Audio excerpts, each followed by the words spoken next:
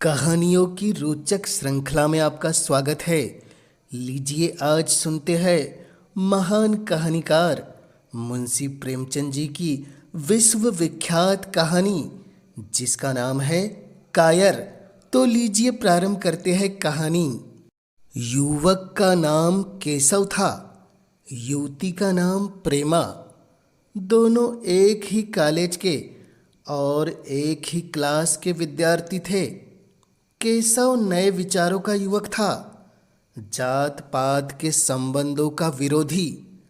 प्रेमा पुराने संस्कारों की कायल थी, पुरानी मर्यादाओं और प्रथाओं में पूरा विश्वास रखने वाली। लेकिन फिर भी दोनों में गाढ़ा प्रेम हो गया था और यह बात सारे कॉलेज में मशहूर थी। केशव ब्राह्मण होकर भी वैश्य कन्या प्रेमा से विवाह करके अपना जीवन सार्थक करना चाहता था। उसे अपने माता पिता की परवाह नहीं थी, कुल मर्यादा का विचार भी उसे स्वांग सा लगता था। उसके लिए सत्य कोई वस्तु थी तो प्रेम था, किंतु प्रेमा के लिए माता पिता और कुल परिवार के आदेश के विरुद्ध एक कदम बढ़ाना भी असंभव था। संध्या का समय है। विक्टोरिया पार्क के एक निर्जन स्थान में दोनों आमने सामने हरियाली पर बैठे हुए हैं। सैर करने वाले एक एक करके विदा हो गए, किंतु ये दोनों अभी वहीं बैठे हुए हैं। उनमें एक ऐसा प्रसंग छिड़ा हुआ है जो किसी तरह समाप्त नहीं होता। केशव ने झुंझलाकर कहा, इसका यह अर्थ है कि तुम्हें मेरी परवाह नहीं है। प्रेमा ने उसको शांत करने की चेष्टा करके कहा, तुम मेरे साथ अन्याय कर रहे हो केशव, लेकिन मैं इस विषय को माता पिता के सामने कैसे छेड़ूं? यह मेरी समझ में नहीं आता। वे लोग पुरानी रूढ़ियों के भक्त हैं। मेरी तरफ से कोई ऐसी बात सुनकर मन में जो शंकाएं होगी उसकी तुम कल्पना कर सकते हो। केशव ने उग्र भाव से पूछा, तो तुम भी उन्हीं पुरानी रूढ़ियों की गुलाम हो? प्रेमा ने अपनी बड़ी बड़ी आंखों में मृदु स्नेह भरकर कहा, नहीं, मैं उनकी गुलाम नहीं, लेकिन माता पिता की इच्छा मेरे लिए और सब चीज़ों से अधिक मान्य है। केशव बोला, तुम्हारा व्यक्तित्व कुछ नहीं है। प्रेमा बोली, ऐसा ही समझ लो। मैं तो समझता था कि ये ढकोसले मूर्खों के लिए ही है, लेकिन अब मालूम हुआ कि तुम जैसी विदुषिया भी उनकी पूजा करती है। जब मैं तुम्हारे लिए संसार को छोड़ने पर तैयार हूँ तो तुमसे यही आशा भी करता हूँ। प्रेमा ने मन में सोचा, मेरा अपनी देह पर क्या अधिकार है? जिन माता पिता ने अपने रक्त से मेरी सृष्टि की है और अपने स्नेह से उसे पाला है, उनकी मर्जी के खिलाफ कोई काम करने का मुझे कोई हक नहीं है। उसने दीनता के साथ केशव से कहा, क्या प्रेम स्त्री और पुरुष के रूप में ही रह सकता है, मैत्री के रूप में नहीं? मैं तो आत्मा का बंधन समझती हूँ। केशव ने कठोर भाव से कहा, इन दार्शनिक विचारों से तुम मुझे पागल कर दोगी प्रेमा। बस इतना ही समझ लो, मैं निराश होकर जिंदा नहीं रह सकता। मैं प्रत्यक्षवादी हूँ और कल्पनाओं के संसार में प्रत्यक्ष का आनंद उठाना मेरे लिए असंभव है। यह कहकर उसने प्रेमा का हाथ पकड़कर अपनी ओर खींचने की चेष्टा की। प्रेमा ने झटके से हाथ छुड़ा लिया और बोली, नहीं केशव, मैं कह चुकी हूँ कि मैं स्वतंत्र नहीं हूँ। तुम मुझसे वह चीज न मांगो जिस पर मेरा कोई अधिकार नहीं है। केशव को अगर प्रेमा ने कठोर शब्द कहे होते तो भी उसे इतना दुख न होता। एक क्षण तक वह मन मारे बैठा रहा, फिर उठकर निराश भरे स्वर में बोला, जैसी तुम्हारी इच्छा। और आहिस्ता आहिस्ता कदम सा उठाता हुआ वहां से चला गया। अब प्रेमा भी वहां से बैठी हुई आंसू बहाती हुई चली गई। रात को भोजन करके प्रेमा जब अपनी माँ के साथ लेटी तो उसकी आंखों में नींद न थी। केशव ने उसे एक ऐसी बात कह दी थी जो चंचल पानी में पड़ने वाली छाया की तरह उसके दिल पर छाई हुई थी। प्रतिक्षण उसका रूप बदलता था। वह उसे स्थिर न कर सकती थी। माता से इस विषय में कुछ कहे तो कैसे, लज्जा मुंह बांध देती थी। उसने सोचा, अगर केशव के साथ मेरा विवाह न हुआ तो उस समय मेरा क्या कर्तव्य होगा। अगर केशव ने कुछ उद्दंडता कर डाली तो मेरे लिए संसार में फिर क्या रह जाएगा। लेकिन मेरा बस ही क्या है। इस भांति भांति के विचारों में एक बात जो उसके मन में निश्चित हुई वह यह थी कि केशव के सिवा वह और किसी से विवाह नहीं करेगी। प्रेमा की माता ने पूछा, क्या तुझे अब तक नींद नहीं आई? मैंने तुझसे कितनी बार कहा कि थोड़ा बहुत घर का काम काज किया कर, लेकिन तुझे किताबों से ही फुर्सत नहीं मिलती। 4 दिन में तू पराए घर जाएगी, कौन जाने कैसा घर मिले। अगर कुछ काम करने की आदत न रही तो कैसे निबाह होगा। प्रेमा ने भोलेपन से कहा, मैं पराए घर जाऊंगी ही क्यों। माता ने मुस्कुराकर कहा, लड़कियों के लिए यही तो सबसे बड़ी विपत्ति है बेटी। माँ बाप की गोद में पलकर ज्यों ही सयानी हुई दूसरों की हो जाती है। अगर अच्छे प्राणी मिले तो जीवन आराम से कट गया, नहीं तो रो रो कर दिन काटना पड़ता है। सब कुछ भाग्य के अधीन है। अपनी बिरादरी में तो मुझे कोई घर नहीं भाता। कहीं लड़कियों का आदर नहीं, लेकिन करना तो बिरादरी में ही पड़ेगा। न जाने जात पात का बंधन कब टूटेगा। प्रेमा डरते डरते बोली, कहीं कहीं तो बिरादरी के बाहर भी विवाह होने लगे हैं। उसने कहने को कह दिया, लेकिन उसका हृदय काँप रहा था कि माताजी कुछ भांप न जाए। माता ने विस्मयता के साथ पूछा, क्या हिंदुओं में भी ऐसा हुआ है? फिर उसने आप ही आप उस प्रश्न का जवाब भी दिया, और 2-4 जगह ऐसा हो भी गया, सो उससे क्या होता है। प्रेमा ने इसका कुछ जवाब न दिया। भय हुआ कि माता कहीं उसका आशय समझ न जाए। उसका भविष्य एक अंधेरी खाई की तरह उसके सामने मुंह खोले खड़ा था, मानो उसे निगल जाएगा। उसे न जाने कब नींद आ गई।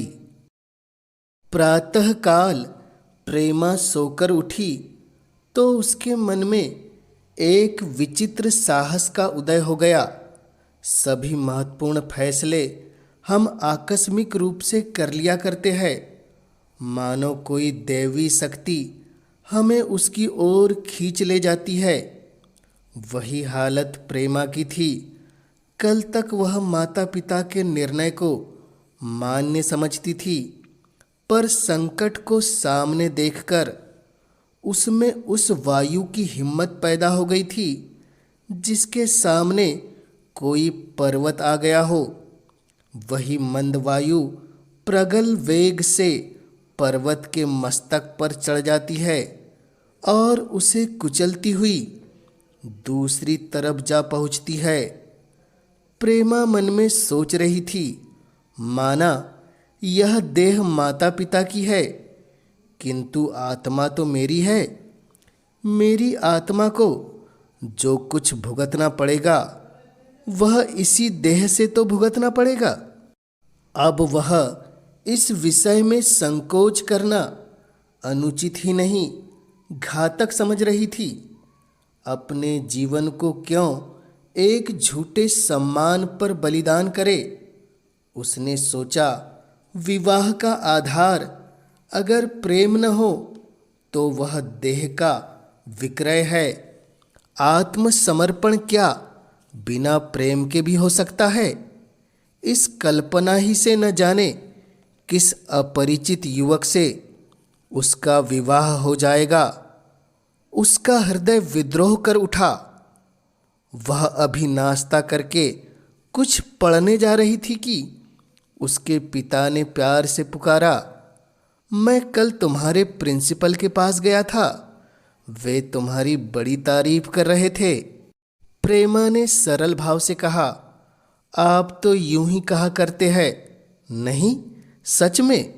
यह कहते हुए उन्होंने अपनी मेज की दराज खोली और मखमली चौखटों में जड़ी हुई एक तस्वीर निकालकर उसे दिखाते हुए बोले, यह लड़का ICS के इम्तिहान में प्रथम आया है। इसका नाम तुमने तो सुना होगा। बूढ़े पिता ने ऐसी भूमिका बांध दी थी कि प्रेमा उनका आशय न समझ सकी, लेकिन प्रेमा भांप गई। उसका मन तीर की भांति लक्ष्य पर जा पहुंचा। उसने बिना तस्वीर की ओर देखे ही कहा, नहीं, मैंने तो उसका नाम नहीं सुना। पिता ने बनावटी आश्चर्य से कहा, क्या तुमने उसका नाम ही नहीं सुना? आज के दैनिक पत्र में उसका चित्र और जीवन वृतांत छपा है। प्रेमा ने रुखाई से जवाब दिया, होगा, मगर मैं तो उस परीक्षा का कोई महत्व नहीं समझती। मैं तो समझती हूँ जो लोग इस परीक्षा में बैठते हैं वे पल्ले सिरे के स्वार्थी होते हैं। आखिर उनका उद्देश्य इसके सिवा और क्या होता है कि अपने गरीब, निर्धन, दलित भाइयों पर शासन करे और खूब धन संचय करे। यह तो जीवन का कोई ऊंचा उद्देश्य नहीं है। इस आपत्ति में जलन थी, अन्याय था, निर्दयता थी।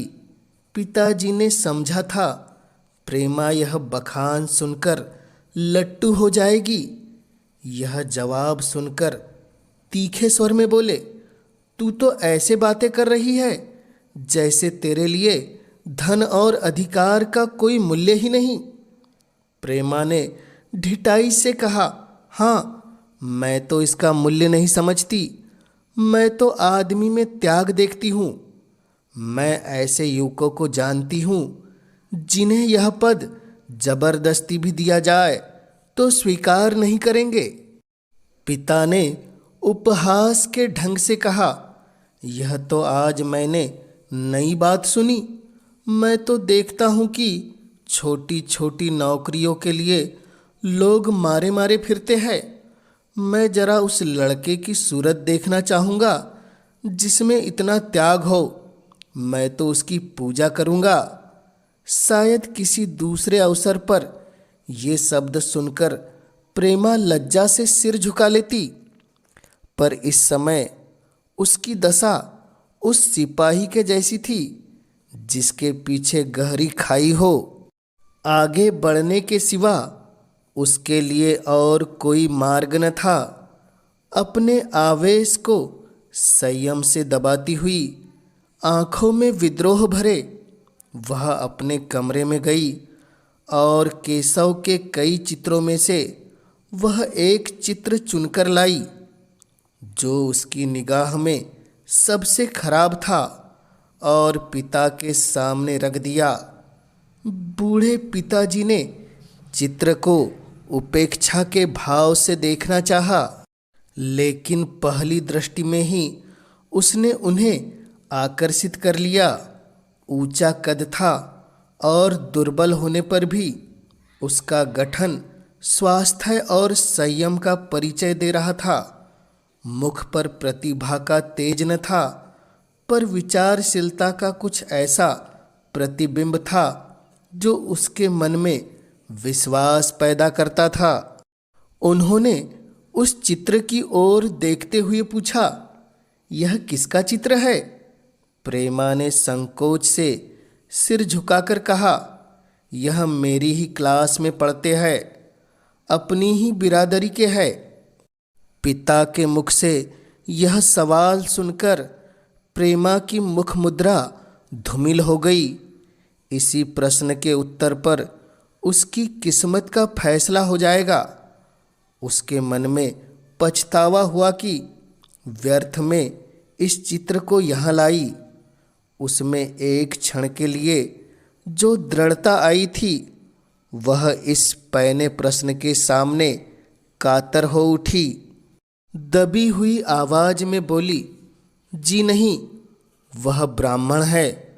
और यह कहने के साथ ही क्षुब्ध होकर कमरे से निकल गई, मानो यहाँ की वायु में उसका गला घुटा जा रहा हो, और दीवार की आड़ में होकर रोने लगी। लाला जी को तो पहले ऐसा क्रोध आया कि प्रेमा को बुलाकर साफ साफ कह दे कि यह असंभव है। वे उसी गुस्से में दरवाजे तक आए, लेकिन प्रेमा को रोता देखकर नम्र हो गए। इस युवक के प्रति प्रेमा के मन में क्या भाव थे, यह उनसे छिपा न रहा। वे स्त्री शिक्षा के पूरे समर्थक थे, लेकिन इसके साथ ही कुल मर्यादा की रक्षा भी करना चाहते थे। अपनी ही जाति के सुयोग्य वर्ग के लिए अपना सर्वस्व अर्पण कर सकते थे, लेकिन उस क्षेत्र के बाहर कुलीन से कुलीन और योग्य से योग्य वर्ग की कल्पना भी उनके लिए असहनीय थी। इससे बड़ा अपमान वे सोच ही नहीं सकते थे। उन्होंने कठोर स्वर में कहा, आज से कॉलेज जाना बंद कर दो। अगर शिक्षा कुल मर्यादा को डुबोना ही सिखाती है तो कुशिक्षा है। प्रेमा ने कातर कंठ से कहा, परीक्षा तो समीप आ गई है। लाला जी ने दृढ़ता से कहा, आने दो, और फिर अपने कमरे में जाकर विचारों में डूब गए। 6 महीने गुजर गए। लाला जी ने घर में आकर पत्नी को एकांत में बुलाया और बोले, जहाँ तक मुझे मालूम हुआ है, केशव बहुत ही सुशील और प्रतिभाशाली युवक है। मैं तो समझता हूँ प्रेमा इस शोक में घुल घुल कर प्राण दे देगी। तुमने भी समझाया, मैंने भी समझाया, दूसरों ने भी समझाया, पर उस पर कोई असर ही नहीं होता। ऐसी दशा में हमारे लिए और क्या उपाय है? उनकी पत्नी ने चिंतित भाव से कहा, कर तो दोगे, लेकिन रहोगे कहाँ? न जाने कहाँ से यह कुलक्षणी मेरी कोख में आ गई। लाला जी ने अपनी भौं को सिकुड़कर तिरस्कार के साथ कहा, यह तो 1000 दफा सुन चुका, लेकिन कुल मर्यादा के नाम को कहाँ तक रोए। चिड़िया का पर खोलकर यह आशा करना कि वह तुम्हारे आंगन में ही फुदकते रहेगी, भ्रम है। मैंने इस प्रश्न पर ठंडे दिल से विचार किया है और इस नतीजे पर पहुंचा हूं कि हमें इस स्थिति को स्वीकार कर लेना चाहिए। कुल मर्यादा के नाम पर मैं प्रेमा की हत्या नहीं कर सकता। दुनिया हंसती हो हंसे, मगर मैं वह जमाना बहुत जल्द आने वाला देख रहा हूँ जब ये सभी बंधन टूट जाएंगे। आज भी सैकड़ों विवाह जात पात के बंधनों को तोड़कर हो चुके हैं। अगर विवाह का उद्देश्य स्त्री और पुरुष का सुखमय जीवन है तो हम प्रेमा की उपेक्षा नहीं कर सकते। प्रेमा की माँ ने क्षुब्ध होकर कहा, जब तुम्हारी यही इच्छा है तो मुझसे क्या पूछते हो? लेकिन मैं कह देती हूँ कि मैं इस विवाह के नज़दीक न जाऊंगी, न कभी इस छोकरी का मुंह देखूंगी। समझ लूंगी जैसे और सब लड़के मर गए वैसे यह भी मर गई। प्रेमा के पिता बोले, तो फिर आखिर तुम क्या करने को कहती हो? क्यों नहीं उस लड़के से विवाह कर देते, उसमें क्या बुराई है? वह 2 साल में सिविल सर्विस पास करके आ जाएगा। केशव के पास क्या रखा है? बहुत होगा किसी दफ्तर में क्लर्क हो जाएगा। प्रेमा के पिता बोले, और अगर प्रेमा प्राण हत्या कर ले तो? इस बात पर प्रेमा की माँ बोली, तो कर ले, तुम तो उसे और सह देते हो। जब उसे हमारी परवाह नहीं है तो हम उसके लिए अपने नाम को क्यों कलंकित करें? प्राण हत्या करना कोई खेल नहीं है, यह सब धमकी है, मन का घोड़ा है। जब तक उसे लगाम न दो पुट्ठे पर हाथ भी नहीं रखने देगा। जब उसके मन का यह हाल है तो कौन कहे केशव के साथ ही जिंदगी भर निबाह करेगी। जिस तरह आज उससे प्रेम है उसी तरह कल दूसरे से हो सकता है। तो क्या पत्ते पर अपना मांस बिकवाना चाहते हो? लाला जी ने स्त्री को प्रश्न सूचक दृष्टि से देखकर कहा, और अगर वह कल खुद जाकर केशव से विवाह कर ले तो तुम क्या करोगी? फिर तुम्हारी कितनी इज्जत रह जाएगी? वह चाहे संकोचवश या हम लोगों के लिहाज से यूं ही बैठी रहे, पर यदि जिद पर कमर बांध ले हम तुम कुछ नहीं कर सकते। इस समस्या का ऐसा भीषण अंत भी हो सकता है, यह इस वृद्धा के ध्यान में भी न आया था। यह प्रश्न बम के गोले की तरह उसके मस्तक पर गिरा। एक क्षण तक वह अवाक बैठी रह गई, मानो इस आघात ने उसकी बुद्धि की धज्जियां उड़ा दी हो। फिर पराभूत होकर बोली, तुम्हें अनोखी ही कल्पनाएं सूझती है। मैं तो आज तक कभी भी नहीं सुना कि किसी कुलीन कन्या ने अपनी इच्छा से विवाह किया है। प्रेमा के पिता बोले, तुमने न सुना हो, लेकिन मैंने सुना है और देखा है। ऐसा होना बहुत संभव है। जिस दिन ऐसा होगा उस दिन तुम मुझे जीती न देखोगे। मैं यही नहीं कहता ऐसा होगा ही, लेकिन होगा संभव है। तो जब ऐसा होना है तो इससे तो यही अच्छा है कि हम ही इसका प्रबंध करें। जब नाक ही कट रही है तो तेज छुरी से क्यों न कटे? कल केशव को बुलाकर देखो क्या कहता है। केशव के पिता सरकारी पेंशनर थे, मिजाज के चिड़चिड़े और कृपण। धर्म के आडंबरों में ही उनके चित्त को शांति मिलती थी। कल्पना शक्ति का अभाव था, किसी के मनोभाव का सम्मान नहीं कर सकते थे। वह अब भी उस संसार में रहते थे जिसमें उन्होंने अपने बचपन और जवानी के दिन काटे थे। नवयुग की बढ़ती हुई लहर को वे सर्वनाश कहते थे और कम से कम अपने घर को दोनों हाथों और दोनों पैरों का जोर लगाकर उससे बचाए रखना चाहते थे। इसलिए जब एक दिन प्रेमा के पिता उनके पास पहुँचे और केशव से प्रेमा के विवाह का प्रस्ताव किया तो बूढ़े पंडित जी अपने आपे में न रह सके। धुंधली आंखें फाड़ कर बोले, आप भंग तो नहीं खा गए हैं? इस तरह का संबंध और चाहे जो कुछ हो, विवाह नहीं है। मालूम होता है आपको भी नए जमाने की हवा लग गई है।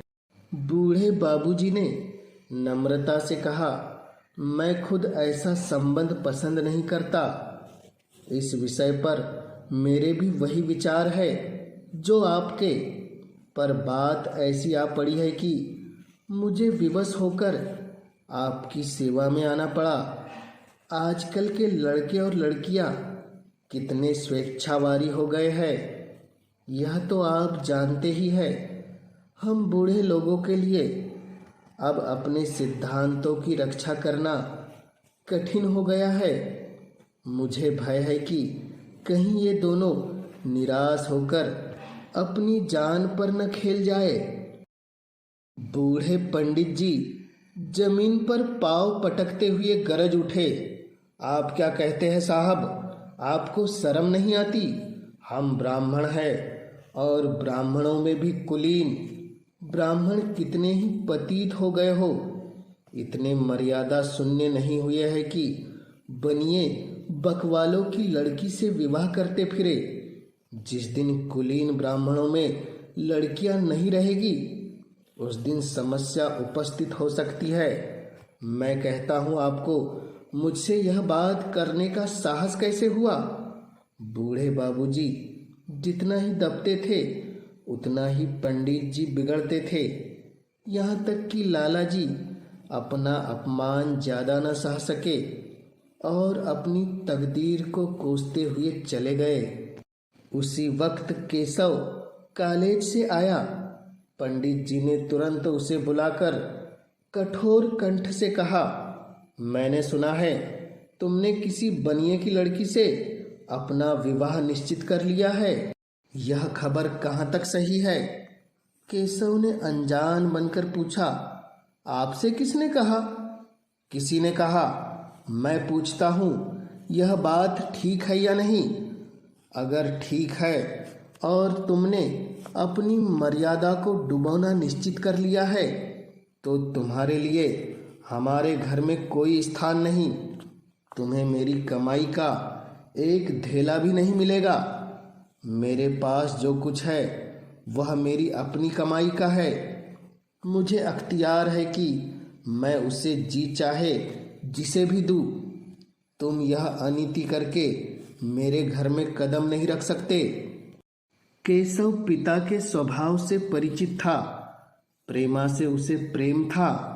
वह गुप्त रूप से प्रेमा से विवाह कर लेना चाहता था। बाप हमेशा तो बैठे नहीं रहेंगे। माता के स्नेह पर उसे विश्वास था। उस प्रेम की तरंग में वह सारे कष्टों को झेलने के लिए तैयार मालूम होता था। लेकिन जैसे कोई कायर सिपाही बंदूक के सामने जाकर हिम्मत खो बैठता है और कदम पीछे हटा लेता है, वही दशा केशव की हुई। वह साधारण युवकों की तरह सिद्धांतों के लिए बड़े बड़े तर्क कर सकता था। जबान से उसमें अपनी भक्ति की दोहाई दे सकता था, लेकिन इसके लिए यातनाएं झेलने का सामर्थ्य उसमें नहीं था। अगर वह अपनी जिद पर अड़ा और पिता ने भी अपनी टेक रखी, तो उसका कहाँ ठिकाना लगेगा? उसका जीवन ही नष्ट हो जाएगा।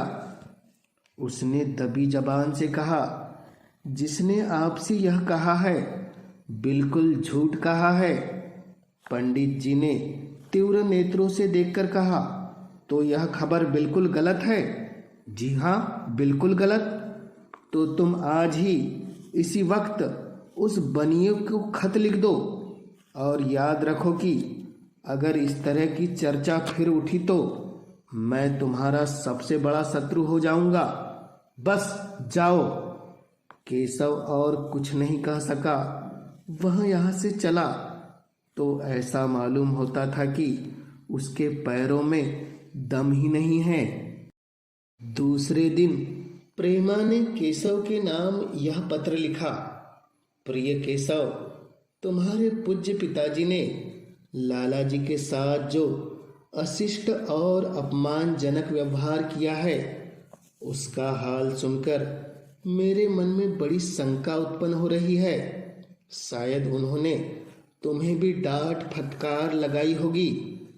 ऐसी दशा में मैं तुम्हारा निश्चय सुनने के लिए विकल हो रही हूँ। तुम्हारे साथ हर तरह का कष्ट झेलने को तैयार हूँ। मुझे तुम्हारे पिताजी की संपत्ति का मोह नहीं है। मैं तो केवल तुम्हारा प्रेम चाहती हूँ और उसी में प्रसन्न हूँ। आज शाम को यहाँ आकर भोजन करो। दादा और माँ दोनों तुमसे मिलने के लिए बहुत इच्छुक है। मैं वह स्वप्न देखने में मग्न हूँ जब हम दोनों उस सूत्र में बंध जाएंगे जो टूटना नहीं जानता, जो बड़ी से बड़ी आपत्ति में भी अटूट रहता है। तुम्हारी प्रेमा। संध्या हो गई और इस पत्र का कोई जवाब न आया। उसकी माता बार बार पूछती थी, केशव आए नहीं? बूढ़े लाला द्वार की ओर आंख लगाए बैठे थे। यहाँ तक कि रात के 9 बज गए, पर न तो केशव आए न उनका पत्र। प्रेमा के मन में भांति भांति के संकल्प विकल्प उठ रहे थे। कदाचित उन्हें पत्र लिखने का अवकाश न मिला होगा, या आज आने की फुर्सत न मिली होगी। कल अवश्य आ जाएंगे। केशव ने पहले उसके पास जो प्रेम पत्र लिखे थे, उन सबको उसने फिर पढ़ा। उसके एक एक शब्द से कितना अनुराग टपक रहा था। उनमें कितना कंपन था, कितनी विकलता, कितनी तीव्र आकांक्षा। फिर उसे केशव के वे वाक्य याद आए जो उसने सैकड़ों ही बार कहे थे। कितनी बार वह उसके सामने रोया था। इतने प्रमाणों के होते हुए निराशा के लिए स्थान कहाँ था। मगर फिर भी सारी रात उसका मन जैसे सूली पर टंगा रहा। प्रातःकाल केशव का जवाब आया। प्रेमा ने कांपते हुए हाथों से पत्र लेकर पढ़ा। पत्र हाथ से गिर गया। ऐसा जान पड़ा मानो उसकी देह का रक्त स्थिर हो गया हो। लिखा था, मैं बड़े संकट में हूँ, तुम्हें क्या जवाब दूँ। मैंने इधर इस समस्या पर खूब ठंडे दिल से विचार किया है और इस नतीजे पर पहुँचा हूँ कि वर्तमान दशाओं में मेरे पिता की आज्ञा की उपेक्षा करना मेरे लिए दुस्साहस होगा। मुझे कायर न समझना, मैं स्वार्थी भी नहीं हूँ, लेकिन मेरे सामने जो बाधाएं हैं उन पर विजय पाने की शक्ति मुझ में नहीं है। पुरानी बातों को भूल जाओ। मैं उस समय उन बाधाओं की कल्पना भी नहीं कर सकता। प्रेमा ने एक लंबी गहरी जलती हुई सांस खींची और उस खत को फाड़कर फेंक दिया। उसकी आंखों से अश्रुधारा बहने लगी। जिस केशव को उसने अपने अंतःकरण से वर मान लिया था, वह इतना निष्ठुर हो जाएगा, इसकी उसको रत्ती भर भी आशा न थी। ऐसा मालूम पड़ा मानो अब तक वह कोई सुनहरा सपना देख रही थी, पर आँख खुलने पर वह सब कुछ अदृश्य हो गया। जीवन में जब आशा ही लुप्त हो गई तो अब अंधकार के सिवा और क्या रहा। अपने हृदय की सारी संपत्ति लगाकर उसने एक नाव लदवाई थी। वह नाव जलमग्न हो गई। अब दूसरी नाव कौन वहां से लदवाए। अगर वह नाव टूटी है तो उसके साथ वह भी डूब जाएगी। प्रेमा की माता ने पूछा, क्या केशव का पत्र है? प्रेमा ने भूमि की ओर ताकते हुए कहा, हाँ, उनकी तबीयत अच्छी नहीं है, इसके सिवा वह और क्या कहे। केशव की निष्ठुरता और बेवफाई का समाचार कहकर लज्जित होने का साहस उसमें नहीं था। दिन भर वह घर के काम धंधों में लगी रही, मानो उसे कोई चिंता ही नहीं। रात में उसने सबको भोजन कराया, खुद भी भोजन किया और बड़ी देर तक हारमोनियम पर गाती रही। मगर सवेरा हुआ तो उसके कमरे में उसकी लाश पड़ी हुई थी।